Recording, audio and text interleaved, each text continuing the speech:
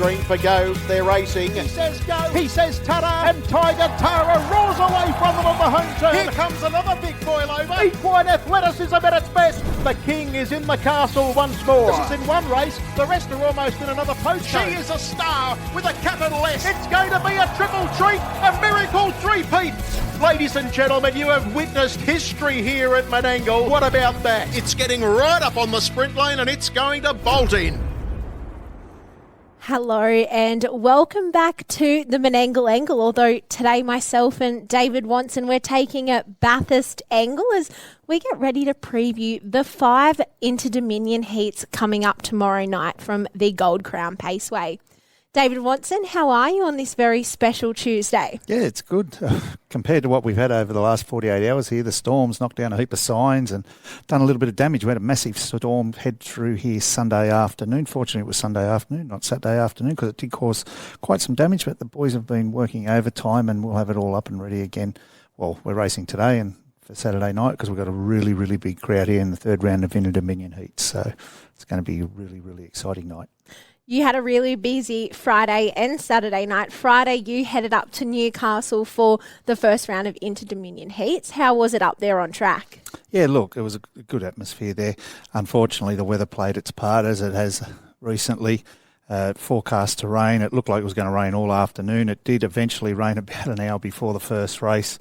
So, that always has an effect, but something we can't control. But the racing was great, exactly what we'd hoped for coming into this series, the way it had it all panned out. So, a few little surprises and a few expecteds. So, looking forward to Bathurst tomorrow night. Well, the first round of heats certainly turned it on. In the first Pacers heat, we saw the WA visitors in Minstrel for Greg and Sky Bond and driver Denny Roberts take out that first heat in a very commanding fashion. In the second Pacers heat, Captain's Knock, it took some Hollywood Hewitt magic there. It was an absolutely superb drive from Brad. He got home there. And then in the third Pacers heat, can't find a better man for the Victorian combination of Isabel Welsh and Chris Alford. He was another really nice winner. And then in the Trotters again, it was Brad Hewitt with the Locomotive, and the final heat on the night was taken out by Queen Alida for the Victorian visitors again in Brent Lilly and Chris Alford. So a great way to get the series underway. And who was your winner of the night? Yeah, look, Minstrel was really impressive. It was great. Denny Roberts driving over here, I think the first time she's been here. Really impressive. Because Newcastle, a little bit of a tricky start there, barrier 1. But the horse was amazing. Great drive by Denny. Just one thing she's going to have to learn in Western Australia, after the race, they do a lap. Yes. She did a lap at Newcastle. Maybe if she wins at Menangle, she might want to review that because it's 1,400 metre track here, Denny. We might be waiting for a little while for them to come back. For that post-race interview. Captain's Knock, well, he's just stood up. He stood up his last few starts here at Menangle in the free-for-alls, and he's going to be a nice horse throughout the series. I've always had a bit of a, I'm not going to say a thing, but I've always liked the horse, and I think this can be the making of him. Can't Find a Better Man was outstanding. It was probably the best run of all the heats, I've got to say. He was outstanding. You've got to remember, Can't Find a Better Man, he did beat Leap to Fame as a 3-year-old in a Derby, Southeast, I think, Queensland Derby, and then got beat ahead by him in the Queensland Derby. So he's a serious horse. Luke's always had a big opinion of him when he had him in the stable. And Isabel and Peter Walsh do a fantastic job, and he's got the master, Alfred. Locomotive, probably not as impressive in his 2 wins here, but he was a little bit underdone, and he didn't like, the track was really sticky because they got that really drizzly rain on a prepared surface. So it was a little bit sticky for a lot of the trotters. He probably wasn't as comfortable as he's been here, but if you can still win, it's like a football team. If you can still win and play bad, you're in a good spot, and that's what he was. And Queen Alida, she got on the side. She hung a little bit around that last turn, but we know how good she is, and sometimes it just takes that win. She's been right behind him for the last 6 or 7 starts. Sometimes it just takes that win to get that winning feeling again, and she could have got that after last Friday night. And if she has, she's going to be a very, very serious horse to beat. Absolutely have to agree with you, Wono. It was a great weight to open the series, and if those 5 heats were anything to go by, we are really in for an exciting next 2 round of heats and grand final night here on Saturday, the 14th of December. But we've got 5 heats to get through from tomorrow night at Gold Crown Paceway, so let's get stuck into our 5 race preview.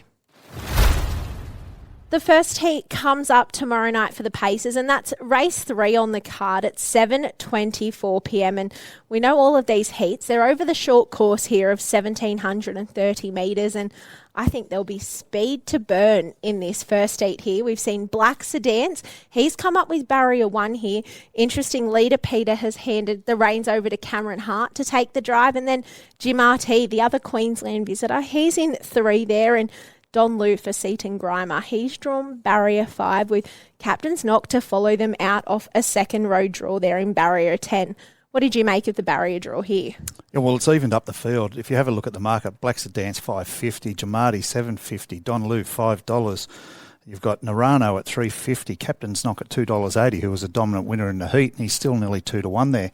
Who knows what price he may start at. 17.30, you would think, okay, shorter trip, Bathurst, it's a really, really good track. And it has the sprint lane in operation. So interesting, the 9 and 10, sometimes at Newcastle, you probably think that's a bit of a tough, the 9, 10, 11, 12. Not so much at Bathurst. That could play into the hands of a Narano. Captain's Knock gets a really good run through. And look, this is the strongest heat. If you look at the market and the horses, this is the strongest heat. Heats are divided, though, on where the points stand. So some of these horses will be after points because they missed out the first round. There's a horse like Jillaby Nitro who finished second. He's $51. He finished second his first heat. Will Rixon's going to have an amazing series. But this horse, $51, and you finish second in the first round of heat. So it's a really strong heat, this one. If I got to lean one way, yeah, he's my horse. I like the knock. Brad Hewitt come to the top again. So I think you'll get a nice little run through from there. Maybe sitting 1-1, 1-2, and he might use his speed at the end there. The second heat for the Pacers gets underway at 7:54 p.m. here, and well, it's made really interesting with Can't Find a Better Man and Tenzing Bromack, both drawing back row draws here in 10 and 12 respectively. But off the front line, you've got District Attorney. He's come up with the pole marker there, and we'll really want to see him bring his best behaviour. This year's Eureka winner, Don Hugo, well, he had barrier 1 up there at Newcastle and finished 5th there for Luke McCarthy. He's come up with barrier 3, and Max Delight there's in 5 and Mac Dan's in 7. Yeah, look, another really strong heat. Probably not the depth as the first one, but still a very strong heat. But what's really interesting about this one, Jess, is some of these horses that are short in the market haven't got the greatest number beside them. So they're going to be really, like District Attorney's got a 0 beside him. He needs maximum points. Jack Callahan, Jason Grimo. Grimo's got a job to get this horse up and running as we know he can. Don Hugo, not disastrous, the 5th, but he doesn't want to be having another 5 or 6 beside his name because it really puts the pressure on in that last round of heat. So he's definitely after maximum points. Max Delight's got a 3rd, drawn a little bit wide. We know he's got great speed. Mac Dan, he's got a 4th. But once again, you just want to be confirming that. He'd need another top 4 spot. But I can't believe the price Can't Find a Better Man. I've got to say, Absolutely. The way he was dominated that heat, the first round, he's $4.20. He's going to get a really good run through. Well, there we go. Terry comes second. He's $21. That's how strong the heat is. But Terry's got good gate speed too.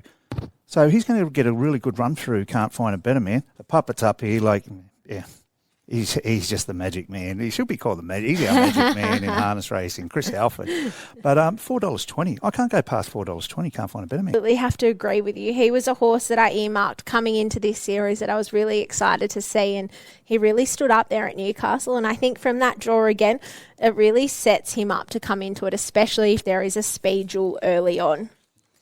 The final of our Pacers heat is set to go at 8:24 p.m. here, and we saw, I think, his series favourite now in Minstrel. He's drawn the outside of the front there in barrier 8, which doesn't make it easy for the WA visitors there. But with the 3 and 4, I Break the Line and My Moonlight Dream, we know they both have blistering gate speed. We saw Seaton Grimer utilise that in the heat at Newcastle and My Moonlight Dream. But I think on I Break the Line, he ran a cracking last half, hitting the line strongly out there at Newcastle. And to be honest, they need it. They need maximum points with a 5th and a 6th beside their name. They've got the good draw.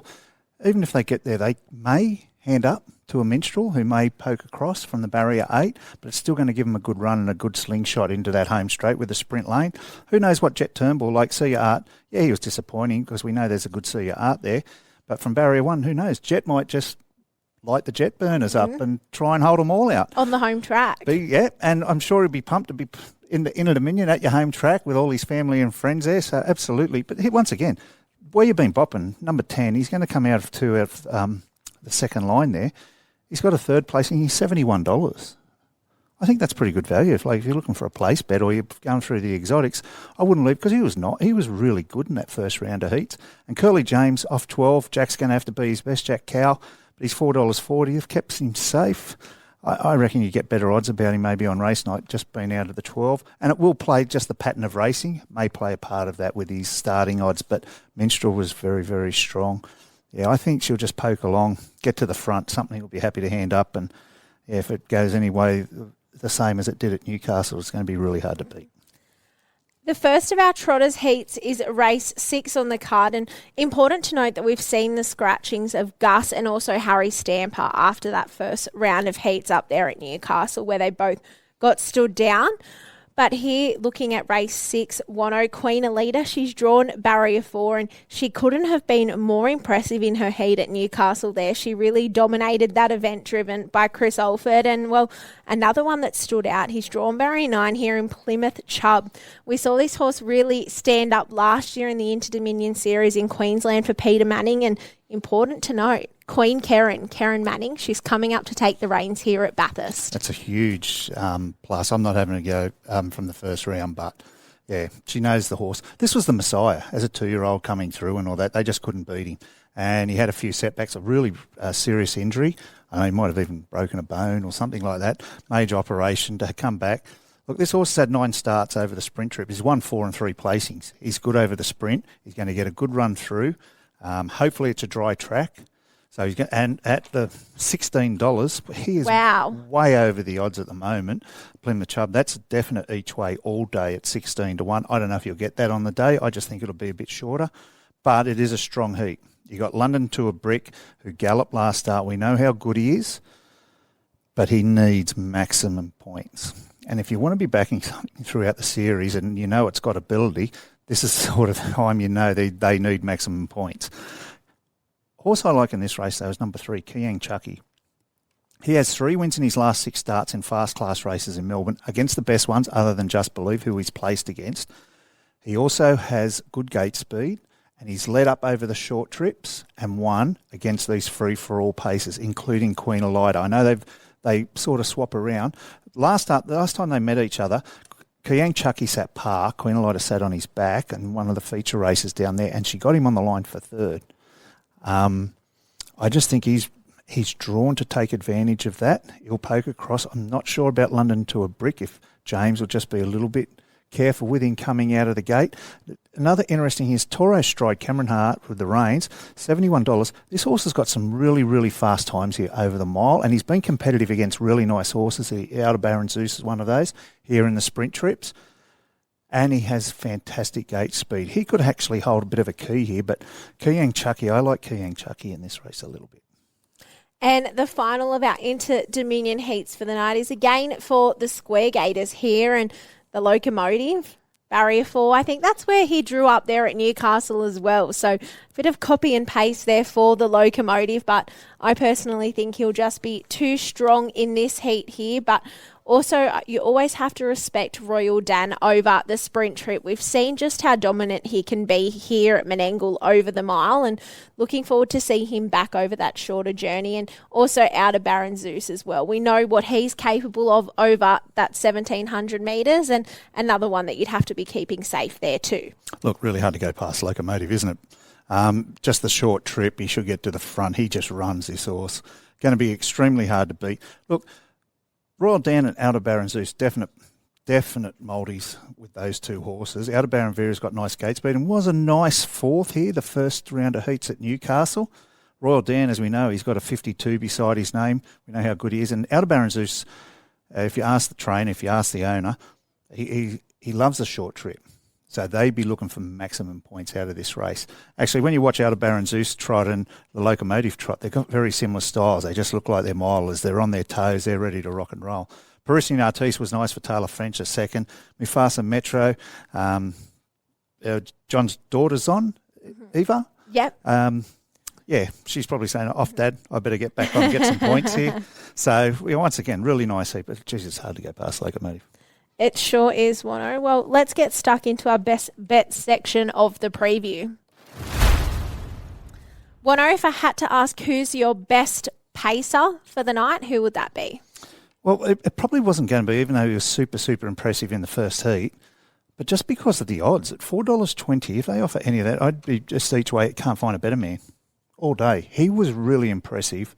As I said, he's got the magic man there. I just can't go past the $4.20 in his heat. Is amazing odds, I think. I couldn't agree with you more with Can't Find a Better Man. And for me, I've tried to find a little bit of value here, and I've come up in the first heat. We do love value. I've come up with Jamati. I think that if he thought he hit the line really, really well after sitting 4 fence up there at Newcastle. And if he can find a forward position, we've seen what he can do around Albion Park running 150 miles. I think if he can replicate that at Bathurst, he will be very hard to beat if he gets the right one. So I think currently at the moment he's about $2.10 a place. So looks very enticing there, the each way chance. Good to see Ricky back in the state where he belongs. Oh, also for the trotters, Wono, who's your best? Keyang Chucky. I've given it a wrap. I have to go with it now. I've given it a big wrap in the preview. So, yeah, I like Keyang Chucky from the 3. He's got the form over the sprint trip. He's got a good barrier. Will's on fire at the moment. There's no stable going better anywhere in Australasia than the Paddy Lee stable. I think they had a couple of winners here on Saturday night as well. So, yeah, he just looks a horse that'd be suited to the mile trip, the 1,700-metre trip here. Well, for me in the trotters, I'm playing it really brave here and I'm going for the Locomotive. I think I've made this horse my best bet quite a few times, I think, on our preview shows. I like the horse. I just can't go past him here. He's such an impressive trotter, and I think, again, here...